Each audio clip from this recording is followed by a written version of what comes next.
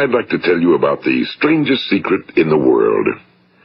Some years ago, the late Nobel Prize-winning Dr. Albert Schweitzer was being interviewed in London, and a reporter asked him, "Doctor, what's wrong with men today?" And the great doctor was silent a moment, and then he said, "Men simply don't think."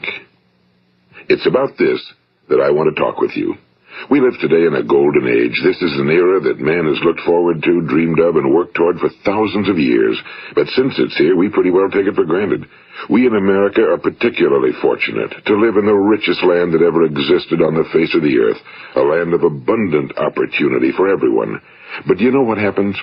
Well, let's take 100 men who start even at the age of 25. Do you have any idea what will happen to those men by the time they're 65? These 100 men who all start even at the age of 25 believe they're going to be successful. If you asked any one of these men if he wanted to be a success, he'd tell you he did. And you'd notice that he was eager toward life, that there was a certain sparkle to his eye, an erectness to his carriage, and life seemed like a pretty interesting adventure to him. But by the time they're 65, 1 will be rich. 4 will be financially independent. 5 will still be working. 54 will be broke. Now think a moment. Out of the 100, only 5 make the grade. Now why do so many fail? What has happened to the sparkle that was there when they were 25? What's become of the dreams, the hopes, the plans? And why is there such a large disparity between what these men intended to do and what they actually accomplished? When we say about 5% achieve success, we have to define success. And here's the best definition I've ever been able to find. Success is the progressive realization of a worthy ideal. If a man is working toward a predetermined goal and knows where he's going, that man is a success. If he's not doing that, he's a failure. Success is the progressive realization of a worthy ideal. Rollo May, the distinguished psychiatrist, wrote a wonderful book called Man's Search for Himself. And in this book he says, the opposite of courage in our society is not cowardice. It is conformity. And there you have the trouble today. It's conformity, people acting like everyone else without knowing why, without knowing where they're going. Now think of it. In America right now, there are over 18 million people 65 years of age and older. And most of them are broke. They're dependent on someone else for life's necessities. Now, we learn to read by the time we're 7. We learn to make a living by the time we're 25. Usually by that time, we're not only making a living, we're supporting a family. And yet, by the time we're 65, we haven't learned how to become financially independent in the richest land that has ever been known. Why? We conform. And the trouble is that we're acting like the wrong percentage group, the 95 who don't succeed. Now, why do these people conform? Well, they really don't know. These people believe that their lives are shaped by circumstances, by things that happen to them, by exterior forces. They're outer-directed people. A survey was made one time that covered a lot of men, working men, and these men were asked, "Why do you work? Why do you get up in the morning?" 19 out of 20 had no idea. If you ask them, they'll say, well, everyone goes to work in the morning, and that's the reason they do it, because everyone else is doing it. Now let's get back to our definition of success. Who succeeds? The only person who succeeds is the person who is progressively realizing a worthy ideal. He's the person who says, I'm going to become this, and then begins to work toward that goal. I'll tell you who the successful people are. A success is the school teacher who's teaching school because that's what he or she wants to do. The success is the woman who's a wife and mother because she wanted to become a wife and mother and is doing a good job of it. The success is the man who runs the corner gas station because that was his dream. That's what he wanted to do. The success is the successful salesman who wants to become a top-notch salesman and grow and build with his organization. A success is anyone who is doing deliberately a predetermined job because that's what he decided to do deliberately. But only 1 out of 20 does that. That's why today there isn't really any competition unless we make it for ourselves. Instead of competing, all we have to do is create. You know, for 20 years, I looked for the key which would determine what would happen to a human being. Was there a key I wanted to know which would make the future a promise that we could foretell to a large extent? Was there a key that would guarantee a person's becoming successful if he only knew about it and knew how to use it? Well, there is such a key, and I've found it. Have you ever wondered why so many men work so hard and honestly without ever achieving anything in particular, and others don't seem to work hard and yet seem to get everything? They seem to have the magic touch. You've heard them say that about someone. Everything he touches turns to gold. And have you ever noticed that a man who becomes successful tends to continue to become successful? And on the other hand, have you noticed how a man who's a failure tends to continue to fail? Well, it's because of goals. Some of us have goals, some don't. People with goals succeed because they know where they're going. It's that simple. Think of a ship leaving a harbor, and think of it with the complete voyage mapped out and planned. The captain and crew know exactly where it's going and how long it'll take. It has a definite goal. Now, 9,999 times out of 10,000, it will get to where it started out to get. Now, let's take another ship, just like the first, only let's not put a crew on it or a captain at the helm. Let's give it no aiming point, no goal, no destination. We just start the engines and let it go. I think you'll agree with me that if it gets out of the harbor at all, it will either sink or wind up on some deserted beach, a derelict. It can't go anyplace because it has no destination and no guidance, and it's the same with a human being. Take the salesman, for example. There's no other person in the world today with the future of a good salesman. Selling is the world's highest paid profession, if we're good at it and if we know where we're going.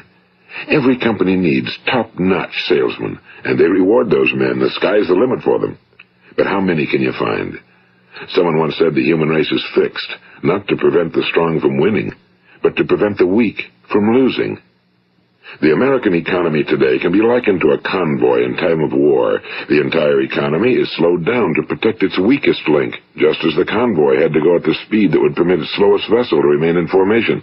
That's why it's so easy to make a living today. It takes no particular brains or talent to make a living and support a family today. So we have a plateau of so-called security, if that's what a person's looking for. But we do have to decide how high above this plateau we want to aim. Now let's get back to the strangest secret in the world, the story that I wanted to tell you today. Why do men with goals succeed in life and men without them fail? Well, let me tell you something which, if you really understand it, will alter your life immediately. If you understand completely what I'm going to tell you from this moment on, your life will never be the same again. You will suddenly find that good luck just seems to be attracted to you. The things you want just seem to fall in line, and from now on you won't have the problems, the worries, the gnawing lump of anxiety that perhaps you've experienced before. Doubt, fear, well, they'll be things of the past. Here's the key to success and the key to failure. We become what we think about. Now let me say that again. We become what we think about. Throughout all history, the great wise men and teachers, philosophers and prophets have disagreed with one another on many different things. It's only on this one point that they are in complete and unanimous agreement. Listen to what Marcus Aurelius, the great Roman emperor, said. A man's life is what his thoughts make of it. Disraeli said this, everything comes if a man will only wait. I've brought myself by long meditation to the conviction that a human being with a settled purpose must accomplish it, and that nothing can resist a will that will stake even existence for its fulfillment. Ralph Waldo Emerson said this, a man is what he thinks about all day long.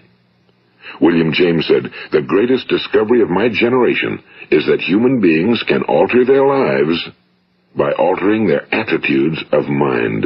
And he also said, we need only in cold blood act as if the thing in question were real, and it will become infallibly real by growing into such a connection with our life that it will become real. It will become so knit with habit and emotion that our interest in it will be those which characterize belief. And he also said, if you only care enough for a result, you will almost certainly attain it. If you wish to be rich, you will be rich. If you wish to be learned, you will be learned. If you wish to be good, you will be good. Only you must then really wish these things and wish them exclusively, and not wish at the same time 100 other incompatible things just as strongly. In the Bible, you read in Mark 9:23, if thou canst believe, all things are possible to him that believeth. My old friend Dr. Norman Vincent Peale put it this way, this is one of the greatest laws in the universe. Fervently do I wish I had discovered it as a very young man.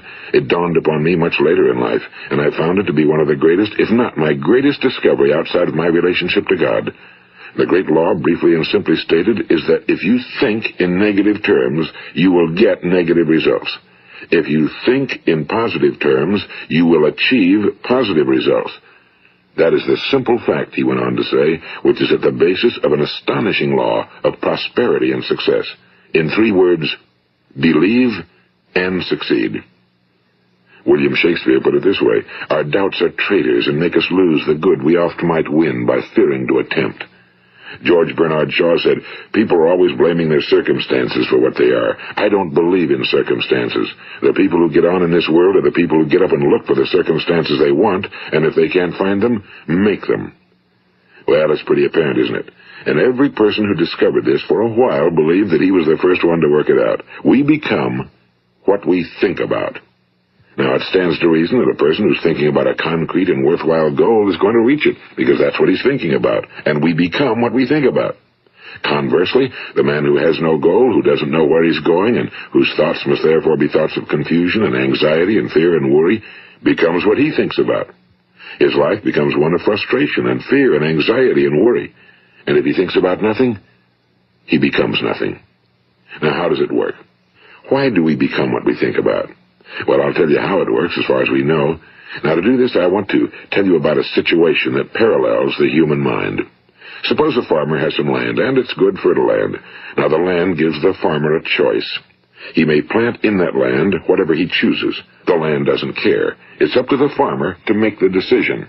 Now, remember, we're comparing the human mind with the land because the mind, like the land, doesn't care what you plant in it. It will return what you plant, but it doesn't care what you plant.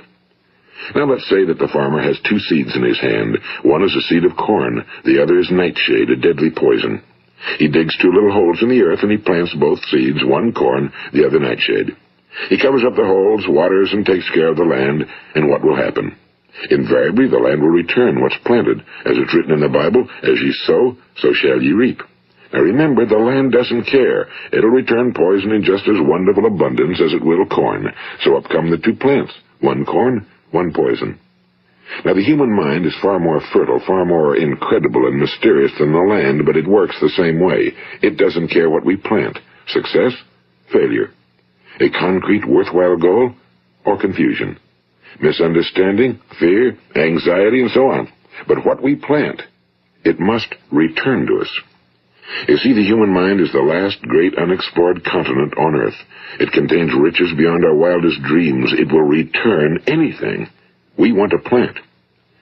Now, you might say, well, if that's true, why don't people use their minds more? Well, I think they figured out an answer to that one, too. Our mind comes as standard equipment at birth. It's free, and things that are given to us for nothing we place little value on. Things that we pay money for, we value. The paradox is that exactly the reverse is true. Everything that's really worthwhile in life came to us free. Our minds, our souls, our bodies, our hopes, our dreams, our ambitions, our intelligence, our love of family and children and friends and country, all these priceless possessions are free. But the things that cost us money are actually very cheap and can be replaced at any time. A good man can be completely wiped out and make another fortune. He can do that several times. Even if our home burns down, we can rebuild it. But the things we got for nothing, we can never replace. The human mind isn't used because we take it for granted. Familiarity breeds contempt. It can do any kind of job we assign to it, but generally speaking, we use it for little jobs instead of big, important ones. Universities have proved that most of us are operating on about 10% or less of our abilities. So decide now, what is it you want? Plant your goal in your mind. It's the most important decision you'll ever make in your entire life. What is it you want? Do you want to be an outstanding salesman?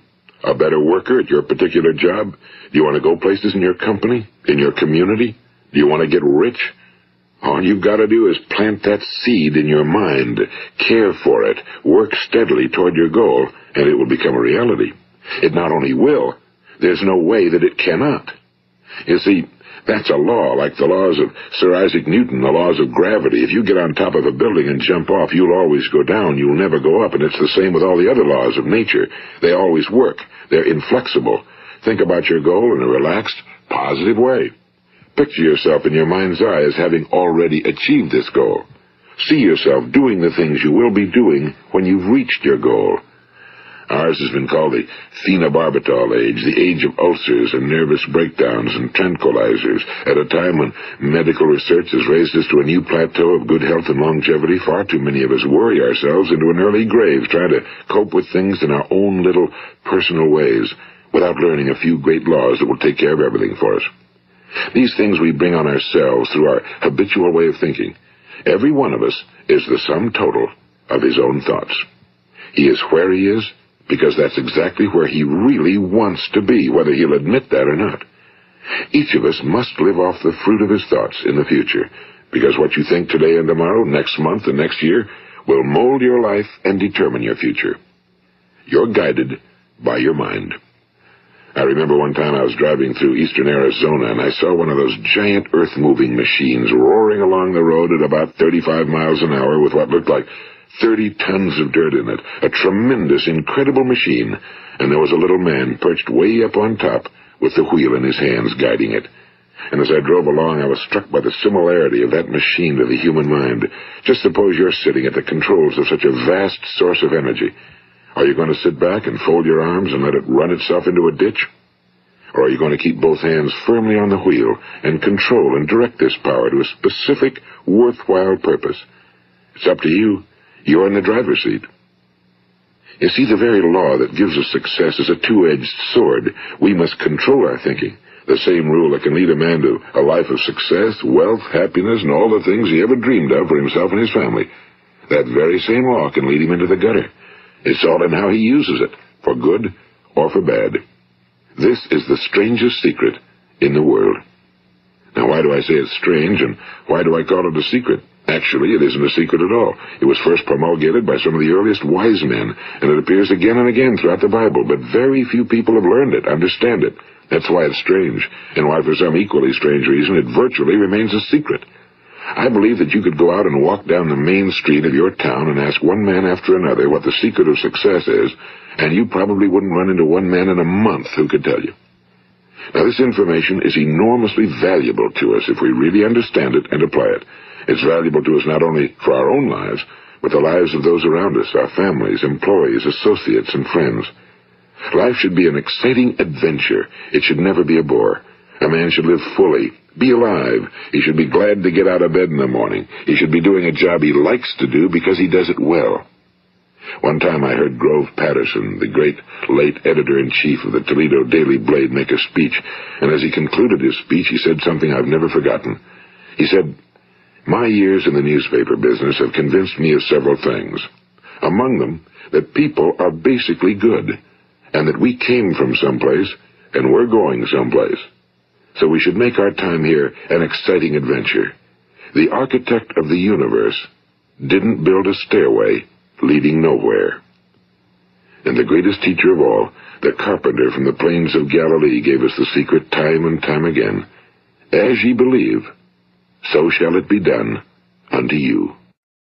I've explained the strangest secret in the world and how it works. Now, on this side, I want to explain how you can prove to yourself the enormous returns possible in your own life by putting this secret to a practical test. I want you to make a test that will last 30 days. It isn't going to be easy, but if you'll give it a good try, it will completely change your life for the better. Now, back in the 17th century, Sir Isaac Newton, the English mathematician and natural philosopher, gave us some natural laws of physics which apply as much to human beings as they do to the movement of bodies in the universe. And one of these laws is that for every action, there is an equal and opposite reaction. Simply stated, as it applies to you and me, it means we can achieve nothing without paying the price. The results of your 30-day experiment will be in direct proportion to the effort you put forth. To be a doctor, you must pay the price of long years of difficult study. To be successful in selling, and remember that each of us succeeds to the extent of his ability to sell.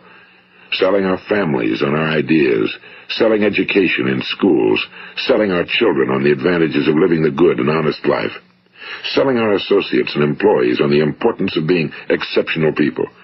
To, of course, the profession of selling itself. But to be successful in selling our way to the good life, we must be willing to pay the price. Now, what is that price? Well, it's many things. First, it's understanding emotionally, as well as intellectually, that we literally become what we think about, that we must control our thoughts if we're to control our lives. It's understanding fully that as ye sow, so shall ye reap. Second, it's cutting away all fetters from the mind and permitting it to soar as it was divinely designed to do. It's the realization that your limitations are self-imposed and that the opportunities for you today are enormous beyond belief. It's rising above narrow-minded pettiness and prejudice. And third, it's using all your courage to force yourself to think positively on your own problem, to set a definite and clearly defined goal for yourself, to let your marvelous mind think about your goal from all possible angles, to let your imagination speculate freely upon many different possible solutions, to refuse to believe that there are any circumstances sufficiently strong to defeat you in the accomplishment of your purpose, to act promptly and decisively when your course is clear, and to keep constantly aware of the fact that you are, at this moment, standing in the middle of your own acres of diamonds, as Russell Conwell used to point out. And fourth, save at least 10% of every dollar you earn. It's also remembering that no matter what your present job, it has enormous possibilities, if you're willing to pay the price. Now let's just go over the important points in the price each of us must pay to achieve the wonderful life that can be ours. It is, of course, worth any price. 1. You will become what you think about. 2. Remember the word imagination and let your mind begin to soar. 3. Courage. Concentrate on your goal every day. 4. Save 10% of what you earn. And 5. Action. Ideas are worthless unless we act on them. Now, I'll try to outline the 30-day test I want you to make. Keep in mind that you have nothing to lose by making this test and everything you could possibly want to gain. There are 2 things that may be said of everyone. Each of us wants something, and each of us is afraid of something. I want you to write on a card what it is you want more than anything else. It may be more money. Perhaps you'd like to double your income or make a specific amount of money. It may be a beautiful home. It may be success at your job. It may be a particular position in life. It could be a more harmonious family. Each of us wants something. Now write down on your card specifically what it is you want. Make sure it's a single goal and clearly defined. You needn't show it to anyone, but carry it with you so that you can look at it several times a day. Think about it in a cheerful, relaxed, positive way each morning when you get up, and immediately you have something to work for, something to get out of bed for, something to live for. Look at it every chance you get during the day and just before going to bed at night. And as you look at it, remember that you must become what you think about, and since you're thinking about your goal, you realize that soon it will be yours. In fact, it's yours really the moment you write it down and begin to think about it. Look at the abundance all around you as you go about your daily business. You have as much right to this abundance as any other living creature. It's yours for the asking. Now we come to the difficult part. Difficult because it means the formation of what is probably a brand new habit, and new habits are not easily formed. Once formed, however, it will follow you for the rest of your life. Stop thinking about what it is you fear. Each time a fearful or negative thought comes into your consciousness, replace it with a mental picture of your positive and worthwhile goal. And there will come times when you'll feel like giving up. It's easier for a human being to think negatively than positively. That's why only 5% are successful. You must begin now to place yourself in that group. For 30 days, you must take control of your mind. It will think about only what you permit it to think about. Each day for this 30-day test, do more than you have to do. In addition to maintaining a cheerful, positive outlook, give of yourself more than you've ever done before. Do this knowing that your returns in life must be in direct proportion to what you give. The moment you decide on a goal to work toward, you're immediately a successful person. You are then in that rare and successful category of people who know where they're going. Out of every 100 people, you belong to the top 5. Don't concern yourself too much with how you're going to achieve your goal. Leave that completely to a power greater than yourself. All you have to do is know where you're going. The answers will come to you of their own accord and at the right time. Remember these words from the Sermon on the Mount, and remember them well. Keep them constantly before you this month of your test. Ask, and it shall be given you. Seek, and ye shall find. Knock, and it shall be opened unto you. For every one that asketh receiveth, and he that seeketh findeth, and to him that knocketh it shall be opened. It's as marvelous and as simple as that.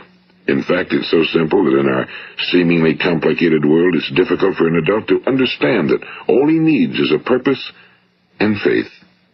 For 30 days, Do your very best. If you're a salesman, go at it as you've never done before, not in a hectic fashion, but with the calm, cheerful assurance that time well spent will give you the abundance in return you deserve and want.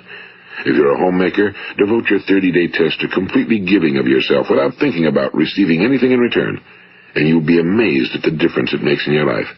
No matter what your job, do it as you've never done it before for 30 days. And if you've kept your goal before you every day, you'll wonder and marvel at this new life you've found.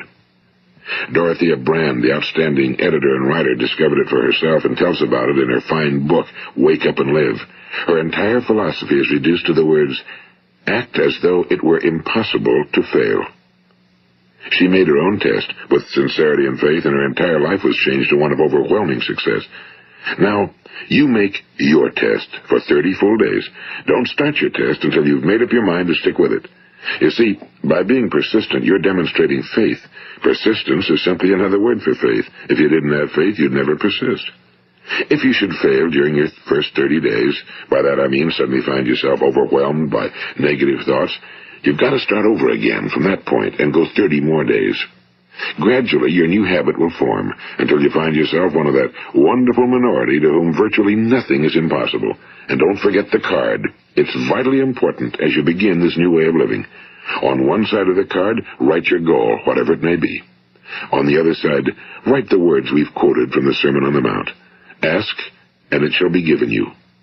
Seek, and ye shall find. Knock, and it shall be opened unto you. Nothing great was ever accomplished without inspiration. See that during these crucial first 30 days, your own inspiration is kept at a peak.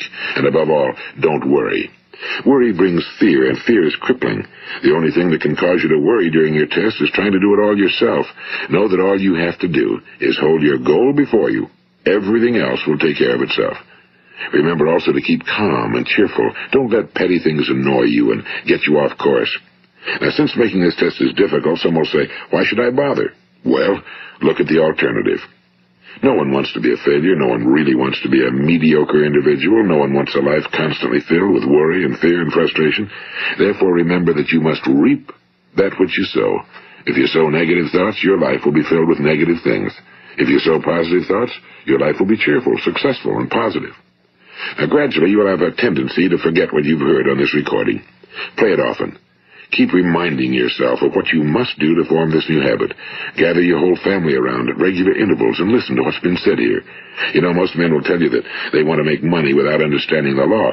The only people who make money work in a mint. The rest of us must earn money.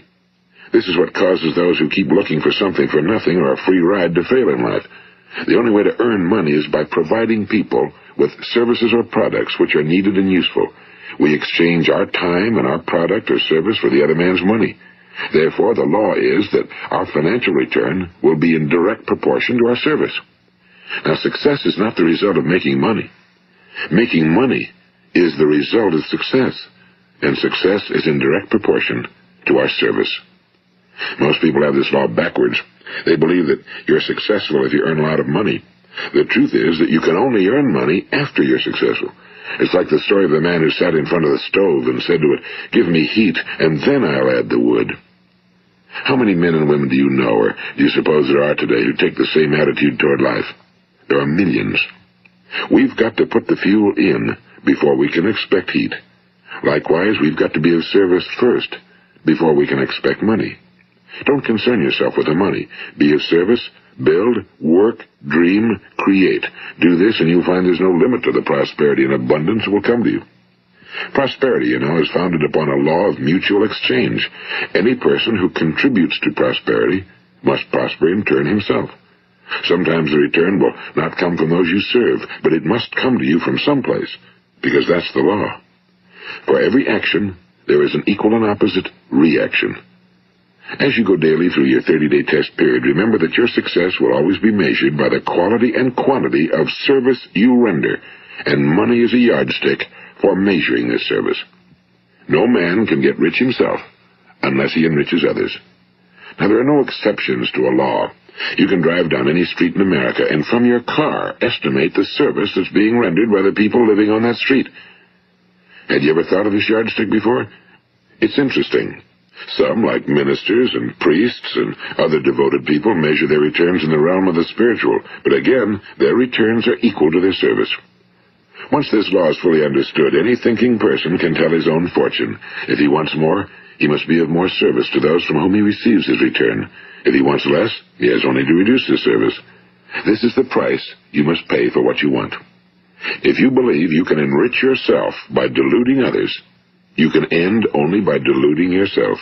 It may take some time, but just as surely as you breathe, you'll get back what you put out. Don't ever make the mistake of thinking you can avert this. It's impossible. The prisons and the streets where the lonely walk are filled with people who tried to make new laws just for themselves. We may avoid the laws of man for a while, but there are greater laws that cannot be broken. An outstanding medical doctor recently pointed out 6 steps that will help you realize success. 1. Set yourself a definite goal. 2. Quit running yourself down. 3. Stop thinking of all the reasons why you cannot be successful and instead think of all the reasons why you can. 4. Trace your attitudes back through your childhood and try to discover where you first got the idea you couldn't be successful, if that's the way you've been thinking. 5. Change the image you have of yourself by writing out a description of the person you would like to be. And 6. Act the part of the successful person you have decided to become. The doctor who wrote those words is a noted West Coast psychiatrist, Dr. David Harold Fink. Do what the experts since the dawn of recorded history have told you you must do. Pay the price by becoming the person you want to become. It's not nearly as difficult as living unsuccessfully. Make your 30-day test, then repeat it again, and each time it will become more a part of you until you'll wonder how you could ever have lived any other way. Live this new way, and the floodgates of abundance will open and pour over you more riches than you may have dreamed existed. Money? Yes, lots of it. But what's more important, you'll have peace. You'll be in that wonderful minority who lead calm, cheerful, successful lives. Start today. You have nothing to lose, but you have a whole life to win. This is Earl Nightingale, and thank you.